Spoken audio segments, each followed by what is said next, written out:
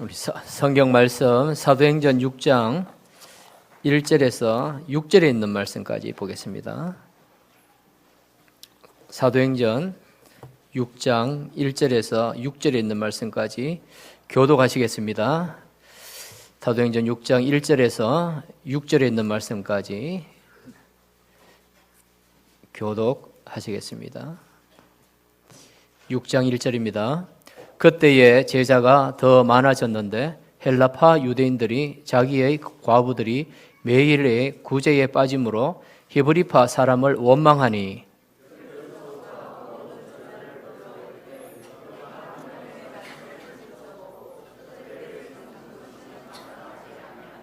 형제들아 너희 가운데서 성령과 지혜가 충만하여 칭찬받는 사람 7을 택하라. 우리가 이 일을 그들에게 맡기고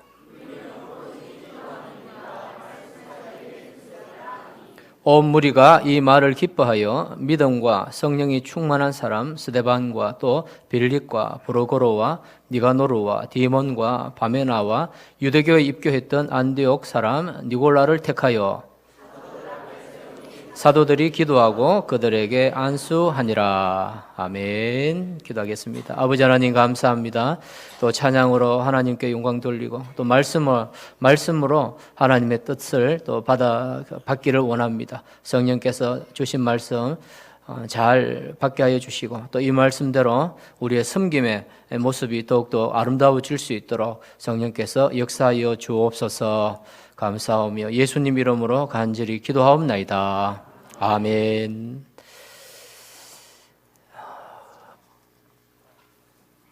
지금 우리나라가 보면은 선거를 많이 합니다. 그렇죠? 최근 들어서 선거를 많이 합니다. 사람을 뽑는 일들을 많이 한다는 말씀입니다. 근데 우리 사람이 뽑을 때도 있고 또 뽑힐 때도 있고 그렇습니다. 그렇죠? 뽑을 때도 있고 뽑힐 때가 있습니다. 근데 이 사람을 뽑는 일은 어릴 때부터 시작되는 것 같아요. 제 기억에도 국민학교 다닐 때, 그죠? 국민학교 시절입니다. 초등학교 다닐 때, 1학년 때부터 반장 뽑고, 부반장 뽑고, 그렇게 막 뽑더라고요. 근데 저는 초등학교 때는 아직 빛을 발하지 못해서 아무것도 못 했습니다. 근데 보니까, 옛날에는 같은 동네에도 같은 마을에도 친인척들이 많이 이렇게 같이 이렇게 살고 그랬지 않습니까? 그런데 그들 가운데 보면 이렇게 반장을 뽑고 할 때 보면은 그 친인척 그 형제지간이 서로 한 사람 막 밀어주기도 하고 또 누가 좋다고 막 이렇게 자랑하고 또 이렇게 서포트 해주는 그런 경우들도 종종 있곤 그렇게 했습니다.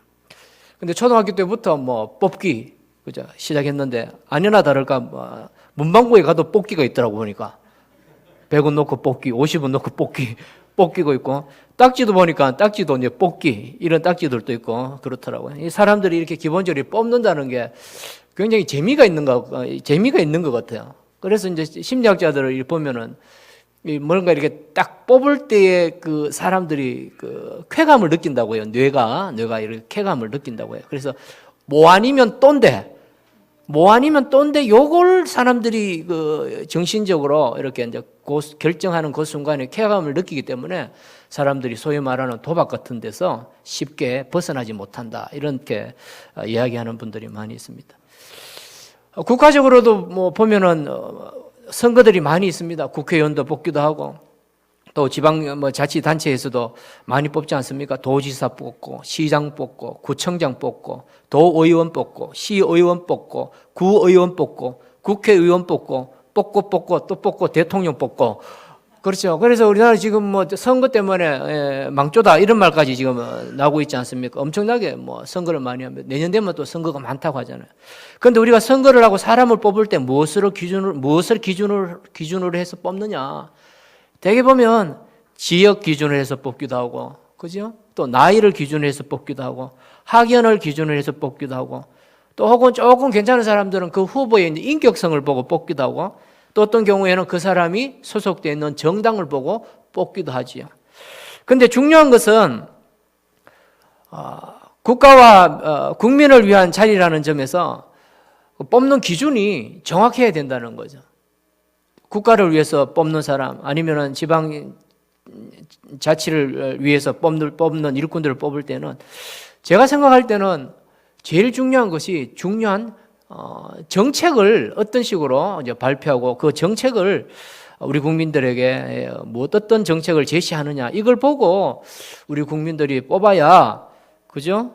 우리 나라가 잘 되고 국가가 부흥한다는 그런 생각을 하게 되어집니다. 뒤집어서 말하면 정책을 무시하고 단지 지역이나 나이나 학연이나 소속 정당 이런 것 보고 잘못 뽑으면 어떻게 됩니까? 나라가 엉망이 되어지지 않습니까? 정치가 엉망되어 버립니다. 나라의 돈들을 마음대로 써버립니다. 다 탕진해버립니다. 아마도 우리 모든 성도님들이 다 공감하시는 그런 내용입니다. 마찬가지로 우리가 교회에서 일꾼을 뽑을 때도 바르게 잘 뽑고 잘 세워야 합니다. 오늘 그동안 기도하던 우리 권사님들 또 우리 집사님들을 세우게 되어집니다. 이 교회라는 것도요, 하나님의 나라예요. 우리가 보통 하나님의 나라, 천국 하면 다 죽어서 가는 걸 천국이라고 생각하는데요. 안 죽고 맛볼 수 있는 천국이 어디냐면 바로 교회입니다. 믿으시면 아멘 합시다. 아멘. 교회가 바로 천국이에요. 하나님의 말씀으로 우리를 다스리지 않습니까? 그렇죠? 또 하나님의 구원받은 백성들이 있지 않습니까? 하나님이 또 세우신 나라 아닙니까? 교회가 아닙니까?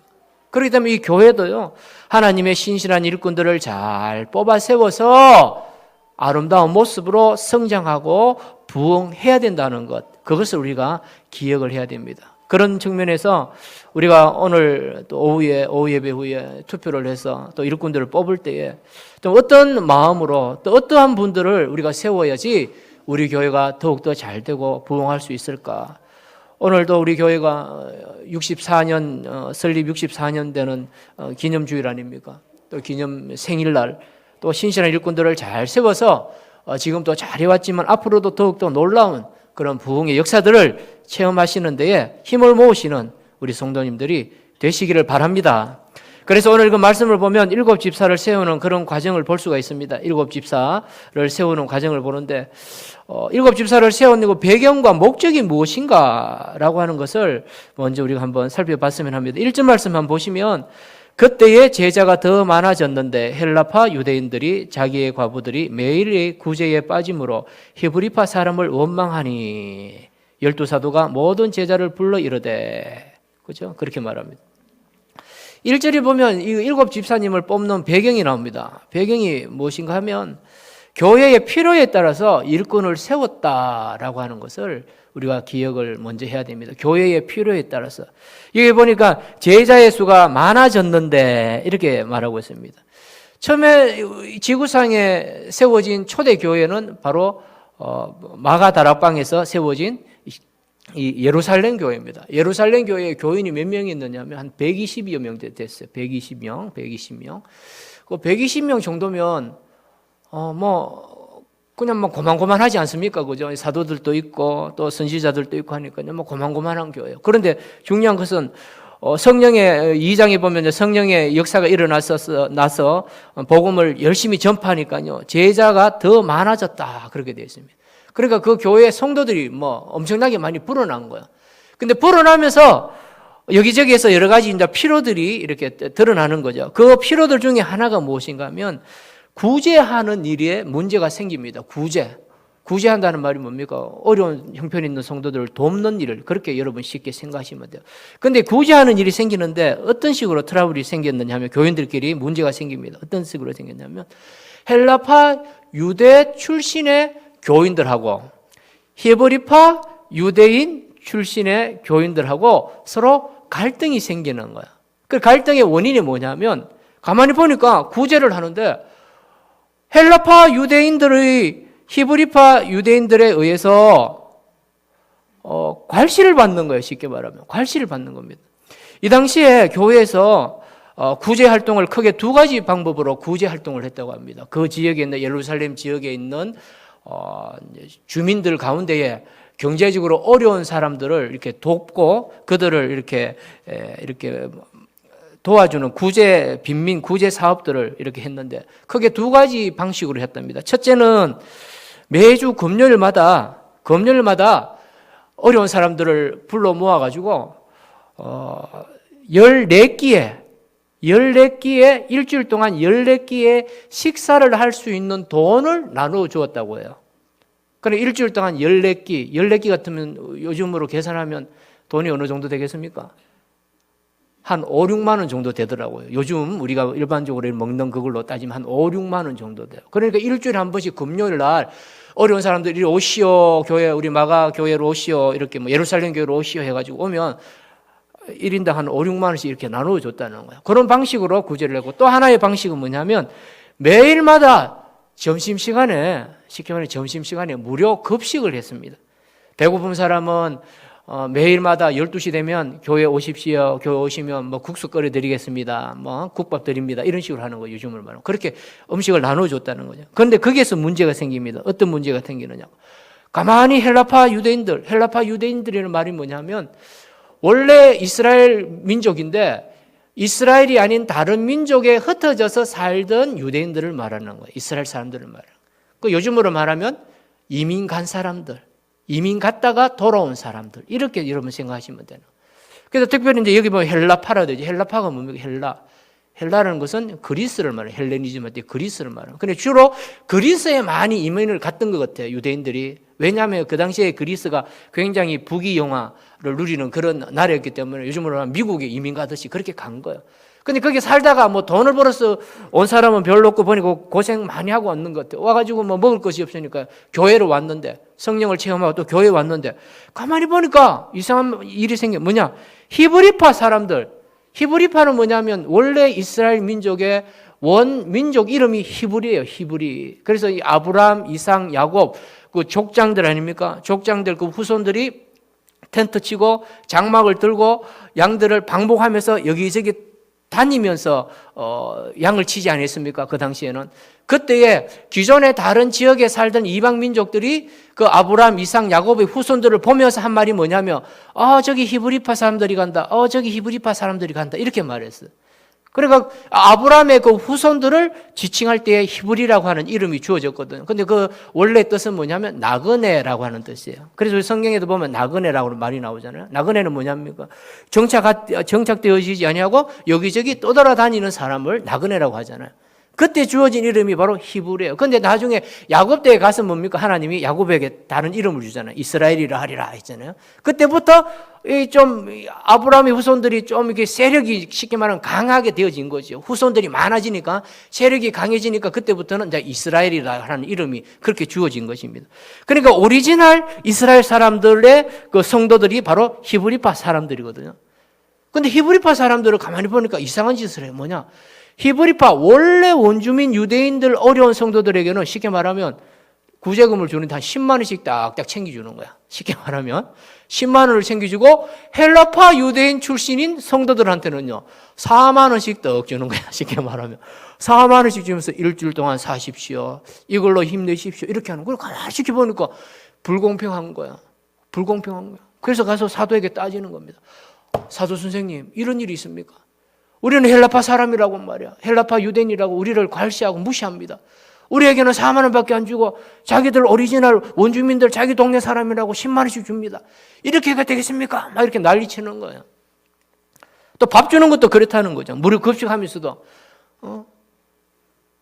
헬라파 사람들한테는 70%밖에 밥그릇에 딱 음식 안 채워주고 히브리파 사람에게는 얼마나 채워주고 99% 채워주는 거예요. 아이고, 보니까 막 속이 좀 이렇게 우라통이 터지는 거지, 헬라파. 그래서 막 사도님 이렇게 되겠습니까? 이랬더니 막 사도가 답을 탁 찾는 거야. 어떤 답을 찾느냐? 좋다. 그러면 우리가 밥퍼줄게. 이렇게 된 거예요, 쉽게 말하면. 우리가 밥퍼줄게. 이러면서 사도들이, 여러분 상상해 보시죠. 베드로, 야고보, 요한 사도님들이 설교하고 식사 시간입니다 하면서 나가서는 식당 앞에 가서 주걱 들고 숟가락 들고 국그릇 들고 배식하는 거야. 하나하나씩 배식하는 거야. 이 모습이 보기 좋습니까? 싫습니까? 보기 안 좋은 거야. 처음에 한두 번 해보니까 이게 아니다 싶은 거야. 왜냐? 예수님께서 사도들을 따로 세우시고 부르신 것은 다른 목적이 있는 거예요. 교회에서 뭐 밥그릇 나르라고 국 퍼주라고 사도로 세운 게 아니거든요. 뒤에 가보면 나오지 않습니까? 무엇과 무엇에 전념하라? 기도하는 일과 말씀 전파하는 데에 전념하라고 하나님이 거룩한 사도의 직분을 주셨는데 교회 현실이 어려우니까 아이고 뭐 머리 아프고 성도들 간에 서로 다투니까 지도자의 마음에 아이고 그러면 우리가 나서서 좀 문제를 해결하자, 은혜롭게 막 해결하자 이렇게 해서 막 국그릇 들고 말이야 밥그릇 들고 숟가락 들고 나섰는데 가만히 생각해 보니까 이게 답이 아니라는 거예요. 아니다, 이렇게 해서는 안 되겠다. 이렇게 해서 하나님이 지혜를 주시고 또 여기 뒤에 보니까 사도들이 모든 제자를 불러 그렇게 말합니다. 사도는 12사도를 말하는 것이고요. 여기 보면 또 모든 제자라고 할 때는 그 당시에 예수님을 믿는 모든 성도들 이렇게 보시면 돼요. 그러니까 모든 성도들과 함께 이 문제를 어떻게 해결하면 좋겠느냐고 의논을 한 거죠. 그 의논하는 가운데에 이제 결정되어지기를 7 집사를 뽑자, 7 사람을 세워서 우리가 다투고 있고 우리가 문제거리고 우리의 머리를 아프게 하는 이 일들을 해결하자라고 하면서 하나님께서 만드신 제도가 바로 집사를 세우는 그런 제도를 초대교회에 하나님께서 허락해 주셨다는 것입니다. 결국은 이 하나님께서 우리에게 일꾼들을 세우시는 목적이 뭘까요? 다른 게 있는 거 아니에요. 뭐냐면 현실적으로 교회에 필요한 직무들을 수행하기 위해서 하나님께서 우리에게 일꾼들을 세우신다라고 하는 것을 우리가 기억을 해야 됩니다. 다르게 말씀드리면 세움을 받는 자들, 또 우리 이미 세움을 받은 우리 직분자들이 있습니다. 직분자들이 이미 세움을 받았습니다.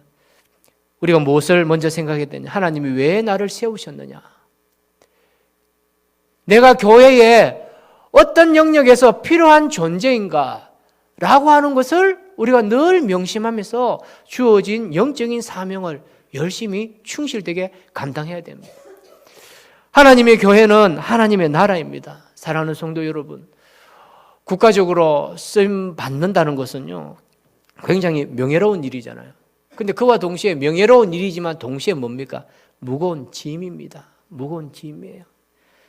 우리 공무원들도 보면, 우리 공무원하는 친구도 있습니다만, 제일 좀 공무원들이 일하면서 힘든 일이 뭐냐 하니까요, 민원이 들어오는 게 제일 어렵다고 해요. 행정적으로 뭐 이거 하고 저거 하고 주어진 일을 탁탁 하는 건요, 별 문제가 없는데 민원이 들어올 때. 근데 대개 보면 민원 들어오는 게 어떤 겁니까? 사람과 사람과의 관계예요. 사람과 사람과의 관계 속에서 그 문제를 해결해 줘야 되거든요. 문제를 해결해 줄 때에 이쪽 편 들 수도 없고 저쪽 편도 또 못 드는 거예요. 그래서 두 사람 다 뭡니까? 만족할 만한 답을 줘야 된다는 거죠. 그게 굉장히 어렵다는 거예요. 우리 교회 일도 그와 같다는 거죠. 교회 일을 할 때도 나는 나대로 열심히 일을 했지만 그 나타난 결과들로 인해서 또 다른 사람이 또 어려움을 당하는 경우들, 그런 경우들도 있습니다. 또 중간에서 잘못하면은 그 일에 대해서 아니함만 못한 그런 결과들을 또 우리가 경험할 수도 있게 되어진다는 것이죠. 그렇지만 하나님께서는 현실적으로 교회에 하는 일들과 또 교회에 필요한 그런 일들을 위해서 하나님께서 필요 적절할 때에 일꾼들을 세우시도록 그렇게 만들어 놓으셨다는 것입니다.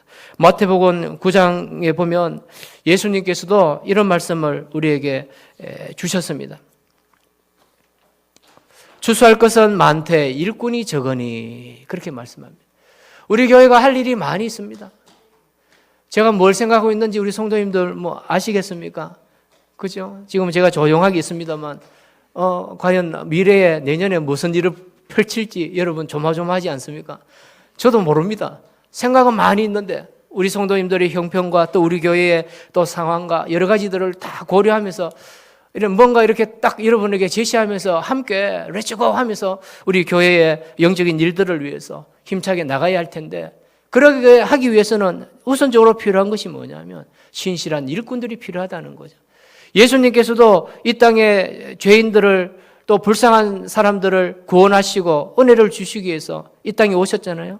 오셔서 주의 귀하신 구원 사역을 하시면서 제일 먼저 좀 안타까워 하시면서도 필요한 것이 무엇인지를 주님께서 밝히셨는데, 그것이 바로 뭐냐면 추수할 것은 많되 일꾼이 적으니, 이 말씀이에요. 할 일은 많이 있는데 그 일을 열심히 할 수 있는, 충성되게 할 수 있는 일꾼이 적다. 예수님의 간절한 그런 마음이고 소원이었습니다. 이러한 일들을, 이러한 교회의 현실적인 필요들을 채워주기 위하여 우리가 일꾼을 세운다라고 하는 것을 여러분들이 기억을 하시기를 바랍니다. 두 번째로는요. 그렇다면은 이 일꾼 되어짐의 자격이 무엇이냐, 그리고 몇 명을 뽑느냐라고 하는 걸 한번 봤으면 좋겠습니다. 우리 3절 보시면 형제들아 너희 가운데서 성령과 지혜가 충만하여 칭찬받는 사람 7을 택하라 그렇게 말합니다. 여기 보면 우리 7 집사님을 뽑을 때에 기준이 나옵니다. 쉽게 말하면 자격이 나와요. 근데 두 가지 자격이 기본적으로 필요합니다. 하나는 하나님과의 관계 속에서 필요한 게 있어요. 하나님과의 관계 속에서. 또 하나는 사람과의 관계 속에서 필요한 게 있습니다. 하나님과의 관계 속에서 필요한 것이 무엇이냐? 성령과 지혜가 충만하여야 된다는 거예요. 성령과 지혜가 충만해야 됩니다. 성령은 언제 필요합니까? 우리가 복음을 전파할 때 필요합니다. 또 교회의 확장을 위해서 성령 충만한 성도가 능력을 행할 때 필요한 것이 바로 성령의 능력입니다. 그래서 사랑하는 성도 여러분, 성령 충만 받으면 하나님이 우리에게 선물로 주시는 게 있어요. 그게 뭐냐면 성령의 은사입니다. 은사. 성령의 은사예요. 은사. 은사는 우리 헬라어로 하면 카리스마라고 하는 것은 신으로부터 받은 능력이라는 뜻이에요. 하늘로부터 받은 능력. 하나님으로부터 받은 능력이 바로 은사예요. 근데 이 은사는 성경에 보면 19가지가 나옵니다. 근데 은사를 다르게 우리말로 하면 선물, 하나님이 주신 선물이다. 또 달란트다, 재능이다 그렇게 표현합니다. 그러니까 성령 충만하다는 말이 뭘까요? 하나님으로부터 성령을 받아서 그 받은 성령의 은사들을 어떻게 해요? 교회 가운데에, 성도들 가운데에 아름답게 보여줄 수 있는 그런 사람들을 하나님이 세워야 된다라고 가르쳐 주는 것입니다. 또한 지혜가 충만해야 됩니다. 이 지혜란 게 뭘까요, 여러분? 지식과 지혜는 다르잖아요. 그죠? 지식은 뭡니까? 아는 것 자체잖아요. knowledge, 그죠? 아는 것 자체예요. 근데 지혜는 뭘까요? 알고 있는 지식을 유용하게 교회와 성도들을 위해서 활용할 수 있는 능력입니다. 능력. 그러니까 지혜가 있어야 된다는 거죠. 그러니까 지식은 좀 없더라도 지혜라도 충만하면 되는 거예요. 이 지혜라는 것은요, 교회에 필요한 일들을 감당할 때에 어리석게 일을 하지 아니하는 거예요. 고집적으로 자기 주어진 일을 하는 그런 걸 말하는 거 아니에요. 교회의 유기적인 관계와 여러 성도들을 고려하고 또 어떻게 보면 현실적으로 볼 때는요, 제일 중요한 것은 하나님의 뜻이 무엇인지를 바르게 깨닫고 하나님의 뜻에 합당하게 주어진 직무를 성실하게 잘 감당할 수 있는 능력, 그게 바로 지혜입니다. 더불어서 또 지혜가 뭐냐면 목사님이나 우리 장로님들 마음에 들게 일을 해야 되는 거예요. 저를 꼭 생각하는 그런 뜻은 아니에요. 기본적으로 이 지혜라고 하는 것은 교회 일을 하실 때 보면 목사 무시하고 장로님들 무시하고 막 자기 고집대로 이거 내가 맡은 일인데 하고 막 하는 분들이 계세요. 그럼 결과가 어떻게 되겠습니까? 다음부터 목사님이 그거 시키겠습니까? 안 시키겠습니까? 그 일 안 맡깁니다. 왜 그 일을 안 맡길까요? 그 사람이, 그분이요, 지혜롭게 그 일을 하지 못했기 때문에 그렇습니다. 같은 일을 하더라도 지혜롭게 일할 수 있는 방법이 있습니다. 지혜롭게 일을 해야 돼요. 지혜롭게. 교회에 유익이 되어지고 또 그 일을 하면서 잡음이 안 생기도록 그렇게 일을 해야 되는 거예요. 그런 능력이 바로 지혜예요. 그래서 이러한 지혜와 성령의 충만함은요, 바로 하나님이 주시는 거예요. 하나님이 주시는 거예요. 또 뿐만 아니고 사람과의 관계 속에서도 어떤 사람을 뽑으라고 되어 있습니까? 칭찬받는 사람이라고 되어 있어요. 칭찬받는 사람 7이에요. 칭찬받는 사람. 우리 성도님들, 주위에 있는 분들이 여러분 보시면 칭찬 많이 합니까? 칭찬 많이 합니까? 자신 없으시죠? 근데 여러분 또 7명을 뽑아요. 7명을. 근데 이 당시에 7은요, 여러 가지 의미가 있습니다. 어떤 의미인데, 7은요, 우리 성경적으로 볼 때 완전수예요. 완전수. 그러니까 하나님이 천지 창조하실 때도 며칠 동안 천지 창조하셨습니까? 7일 동안 하셨다고 하거든요. 7일 동안. 물론 6일째 마지막 날 사람을 만드셨잖아요. 그리고 7일은 뭐 하셨습니까? 7일째는 안식하셨더라. 그래서 하나님의 천지 창조의 기간은 7일이에요. 7. 완전수예요. 완전한 세상을 만드셨다라고 하는 의미에서 바로 7은 완전수예요. 또 이 당시에 예수님이 활동하던 이 당시에는요, 그 유대 지역을 그쪽 지역 도시를 이렇게 다스리던 관할하던 관료들이 7명이었다고요. 7명. 그래서 아마 이걸 보고 또 7명을 뽑지 아니했겠느냐. 세상의 그 관공서도 그죠? 7명의 일꾼들을 뽑아서 그 일들을 하듯이 하나님의 나라인 이 교회도 그렇게 하자. 뭐 이런 의미에서도 7명을 뽑았다라고 하는 그런 의미도 있습니다. 근데 중요한 것은 뭐냐면 온전한 하나님의 사역을 위해서 7명의 집사님을 세웠다라고 하는 것입니다. 우리에게 교훈하는 바는 바로 그것입니다. 우리가 집사님을 10명을 뽑든 권사님을 100명을 뽑든 얼마를 뽑든지 관계없이 그 세워진 자들을 통해서 우리 교회가 더 온전한 모습으로 성장하고 아름다운 모습으로 발전해야 된다는 거예요. 뿐만 아니고 우리 성도님들도 지금까지 생활했던 그런 신앙의 여러 가지의 그 은혜들보다도 더 감격이 넘치고 사랑이 넘치고 또 하나님의 역사심을 많이 경험하는 데에 기묘하게 역할할 수 있는 성도들을 뽑고 세우고 그런 마음으로 봉사하는 자들을 하나님께서는 원하신다는 것, 그것을 우리가 기억을 해야 됩니다. 디모데전서 3장 8절은요 조금 더 구체적으로 집사에 우리 집사님이나 안수 집사님이나 우리 권사님이나 우리 교단적으로 헌법적으로 보면은 같은 그 직으로 그렇게 일을 하거든요. 보면은 집사의 자격에 대해서 나옵니다. 3장 8절에 보면 정중하고 일구이연하지 아니하며 술에 임박하지 아니하며 더러운 이익을 추구하지 아니하며 깨끗한 양심과 믿음의 비밀을 가진 자라야 할지니 이렇게 말씀하고 있습니다. 우리 주위에 혹시나 일구이연하고 술에 임박하고 더러운 이익을 추구하는 분들이 있습니까? 이런 자질을 가진 사람들은 주님이 쓰시기에 합당하지 아니하는 자라고 그렇게 말씀합니다. 오히려 정중하고 깨끗한 양심을 갖고 있고 또 하늘의 믿음의 비밀을 가진 아주 영적인 그런 사람들을 우리가 분별하고 또 그들을 바라보면서 하나님의 귀한 일들을 맡길 수 있는 그런 영적인 풍토가 조성이 되어져야 합니다. 세상에는 4종류의 친구가 있다고 합니다. 4종류의 친구. 어떤 친구냐? 꽃과 같은 친구.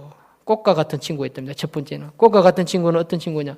꽃이 아름답고 예쁘게 피어 있을 때는 아이고 예뻐라, 아이고 잘한다, 아이고 멋지다 이렇게 칭찬하고 좋아하지만 꽃이 시들어서 아름다움을 잃어버리면 나 몰라라 하는 이런 성도들을 바로 꽃과 같은 친구다 그렇게 말한다고 합니다.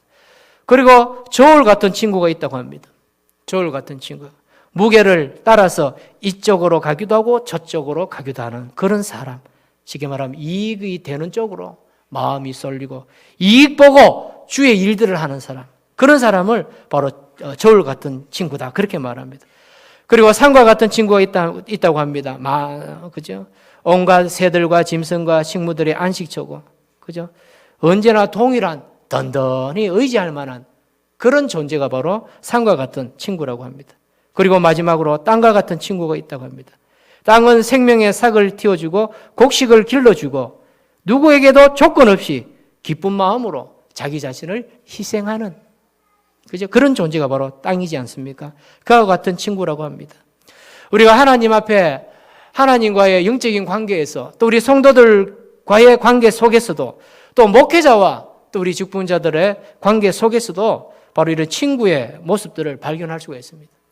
꽃과 같이 다른 사람이 나에게 잘해주면 좋아하고 날 좋아하면 또 열심히 하고 그런 모습이 아니라 땅과 같은 친구, 철저히 자기를 희생하고 또 희생하고 자기 자신을 또 나누어주고 베풀 수 있는 그런 성도가 진정으로 영원토록 변함없는 주님 안에서의 진실한 영적인 친구가 되어지고 또 하나님이 함께 하시는 그런 성도가 되어진다는 것입니다. 아무쪼록 이 말씀을 잘 기억하셔서 오늘 직분자 세울 때에 참으로 하나님이 원하시고 또 귀중하게 사용하실 수 있는 그런 자들을 바르게 잘 세우시는 은혜가 넘치는 복된 날이 되시기를 주님의 이름으로 간절히 축원합니다.